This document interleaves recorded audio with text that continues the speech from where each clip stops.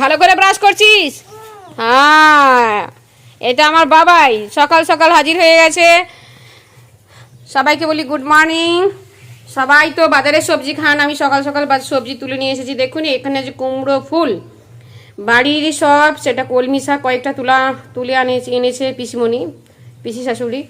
আর এই মারির শাকগুলো আমি তুলে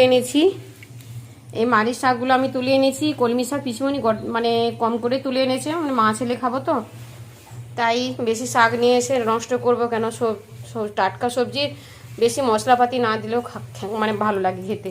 এখানে হচ্ছে বাড়িরই পুঁই শাকগুলো ভাজা করে ফেলবো, আর পুঁই ডাঁটিগুলো একটু চাল কুমড়ো দিয়ে ঘন্ট করে ফেলবো, নাহলে ওই যাই হোক চচ্চড়ি করে ফেলবো। আর এখানে আছে কামরাঙা, গাছে কামরাঙা হয়েছে, আমার স্টুডেন্ট এলে পেরে খেয়ে নেয়।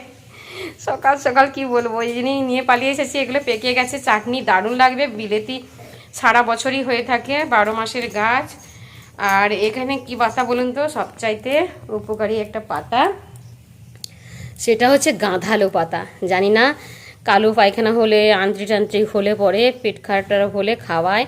এটা হচ্ছে পটির গ্যাস করে, কিন্তু এর উপকারিতা, যার রূপ খারাপ তার গুণ ভালো, কিন্তু এর সত্যি নামটা খুবই খারাপ। আমাদের গ্রামাঞ্চলে বলে গুয়া হাবড়ের পাতা, হ্যাঁ, পটির গন্ধ করে বলে। যাই হোক, এটা কিন্তু খেতে সত্যি ভালো, আর তরকারিতে দিয়ে খায় ভালো।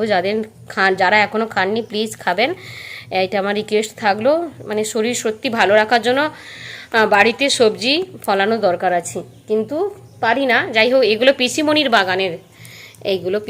বাগানের, হ্যাঁ, কুমড়ো ফুল লাবণ্যতা বাড়ায়। এই হচ্ছে, বেরিয়ে পড়েছে, ছেলে এগিয়ে গেছে। ছেলেটার কাল থেকে জ্বর, শরীর টরীর ভালো নয়। রাস্তাঘাট বৃষ্টি যেভাবে বুড়মুড় করলো, মাটির রাস্তা, এবারে সেখানে রাখাও যাবে না। ছেলেকে পাঠিয়ে দিলাম, দেখলাম রোদ হচ্ছে। 2 মিনিট পরে দেখলাম রোদ হচ্ছে। এত খারাপ লাগছে। এখানে 10টায় ক্লাস ছিল, রান্না করে ছেলেকে চান করে খাইয়ে 10টায় নাচ শিখিয়ে আমিও মানে ওদেরকে 11টা 12টার দিকে 11:30টার দিকে ছেড়ে দিতাম। 1-1.5 ঘন্টা ক্লাস করতাম। ছেলেও বেরিয়ে যেত, সেও রুমে চলে আসতো, কত ভালো হতো। সব মানে মাটির রাস্তা হওয়ার জন্য মানে আমার জীবনটা পুরো খেয়ে গেল। মানে আগে সবসময় মনে রাখবেন, যে এখানে জায়গা কিনুন, বাড়ি বানান, আগে যেন বারাম রাস্তা ভালো থাকে, আর মানে রাস্তাঘাট যেন ভালো থাকে। নাহলে জায়গা কিনলেন অনেক দামি ঘর করলেন, কিন্তু রাস্তা ভালো নয়, প্রচণ্ড সমস্যা।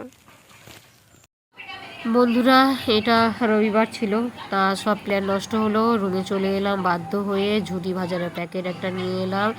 ছেলে টিউশন থেকে চলে এসেছে, এবার খেয়ে নিচ্ছি, কেননা নিচড়ে গেছে ঝুড়ি ভাজাটা। যাই হোক, এরপর সারাদিন আর কোনো ভিডিও শ্যুট করতে পারিনি, একদম চলে এলাম সোমবার, হ্যাঁ, কারণ সারাদিন এত ব্যস্ত ছিলাম আর হয়নি।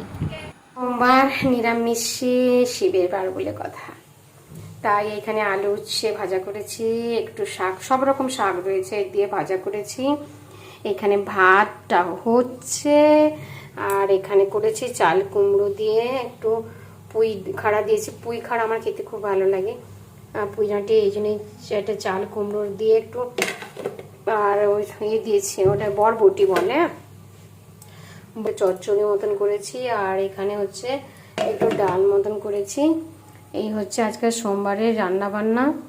আর মেঘটা তো দারুণভাবে উঠেছে, কি বলবো, খুব মেঘ উঠেছে, দেখুন প্রচণ্ড মেঘ উঠেছে।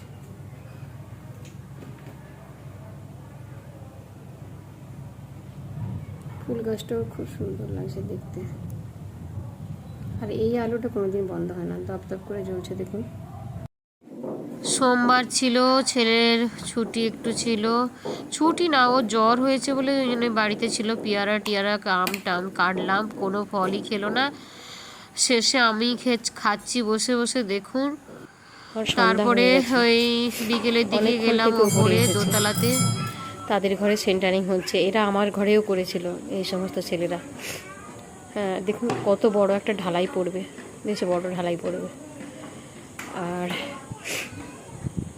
আমি জামা কাপড় তুলতে এসেছিলাম। এরপর প্রতিদেব মঙ্গলবার দিন আমাদের রুমে এলো, চলুন মঙ্গলবার দিন কি রান্না করেছি দেখাই। স্যালাড, আর এটা হচ্ছে নিম ভাজা, এখানে হচ্ছে আলু আর সজনে পাতা দিয়ে শাক দিয়ে চচ্চড়ি। এটা কিন্তু নতুন,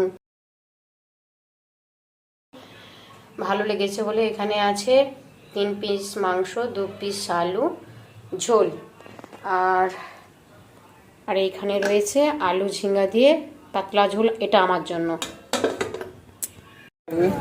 এরপর শ্রাবণ মাসের সবুজ চুড়ি পরার পুরোপুরি কেনারও পড়ে গেছে, তা অনেক দিন থেকে বলে রেখেছিলাম। সুন্দর লাগছে, খুব সুন্দর লাগছে দেখতে। ধূপটা দিয়ে দে তাড়াতাড়ি। ডাক্তার, এই যে ডক্টরের ওয়াইফ ডক্টর।